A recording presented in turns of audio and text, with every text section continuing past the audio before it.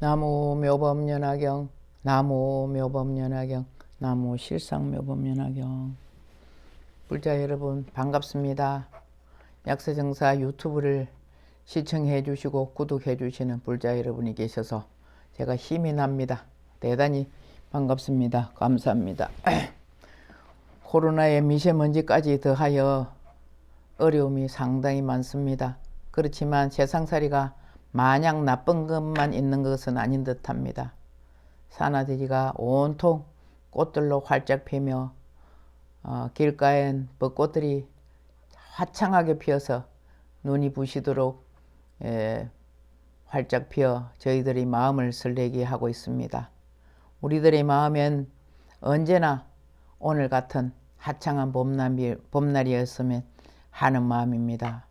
오늘의 주제는 안수정등이란 얘기입니다. 안수정등이란 안은 언덕 안자요, 수는 나무수, 그 다음에 정은 우물정, 그 다음에 등은 등나무 등굴이라 이런 이야기입니다. 어느 나그네가 넓은 들판을 가다가 갑자기 사방에서 큰 불이 일어났습니다. 불길에 휩싸여 어쩔 줄 모르고 당황해하고 있는데 갑자기 큰 코끼리 한 마리가 나타나서 이 나그네를 향해서 사납게 달려드는 것입니다. 이 사나이는 코끼리를 피하려고 있는 힘을 다해 도망을 가다가 절벽 아래 이르러 우물을 하나 발견하게 되었습니다.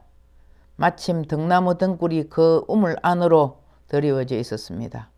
급한 김에 코끼리를 피해 등나무 등굴을 붙잡고 우물 속으로 내려갔습니다. 그런데 웬일입니까?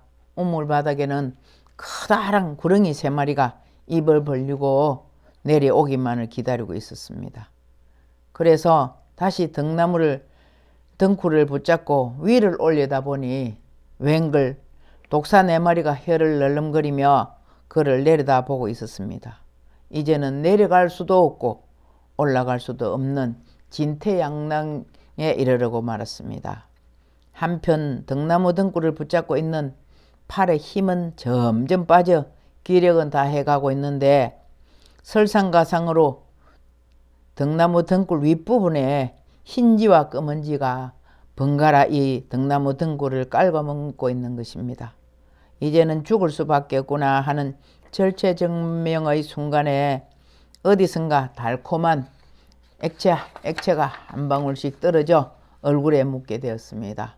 혀로 핥아보니 달콤한 꿀물이었습니다. 나무 위에 지어놓은 벌집에서 꿀이 한 방울씩 흘러내리고 있었습니다. 허기도 지고 갈증이 몹시 났던 거라 금방까지 두려웠던 그 상황, 코끼리와 밑에서 3마리 있는 구렁이와 위에 바라보니 4마리의 독사가 있고 흰지 검은지가 등굴을 갉아먹고 하는 이것을 그 꿀물 때문에 깜빡 잊어버리고 말았습니다.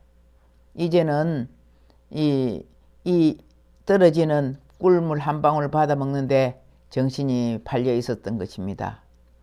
이 이야기는 욕망을 쫓아가는 인간들의 삶을 비유한 것입니다.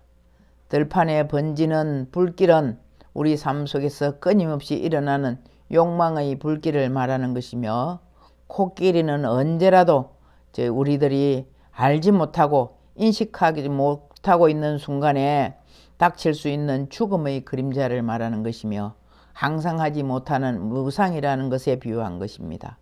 등나무 등굴은 목숨을 말하는 것이며 이 목숨을 밤과 낮을 뜻하는 2마리의 지, 흰지는 낮을 상징하며 검은지는 밤을 상징하는 것입니다.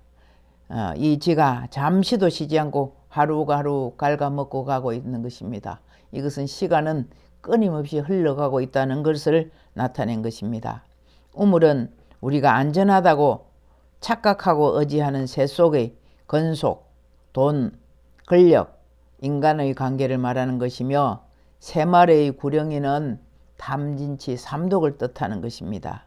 4마리의 독사는 우리 몸을 구성하는 지수, 화풍, 사대를 뜻하는 것이며 이 5방울의 꿀물은 우리 감각적인 쾌락, 즉 오욕락을 말하는 것입니다. 오욕락이란 재물의 욕심, 그 남녀간의 색욕이라는 것은 남녀간의 이성을 말하는 것이며 식욕이라는 것은 우리가 먹고자 하는 욕심을 말하는 것이며 수면욕이 또 있습니다.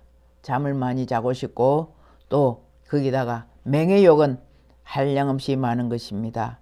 인간이 탐진치 삼독에 빠져서 무상함을 깨달지 못하고 있는 채 다가오는 죽음 앞에서 오욕락의 꿀 한 방울에 목숨을 매는 이 현실을 부처님께서 비유경에 비유하여서 말씀하신 경이 안수정등이라는 것입니다.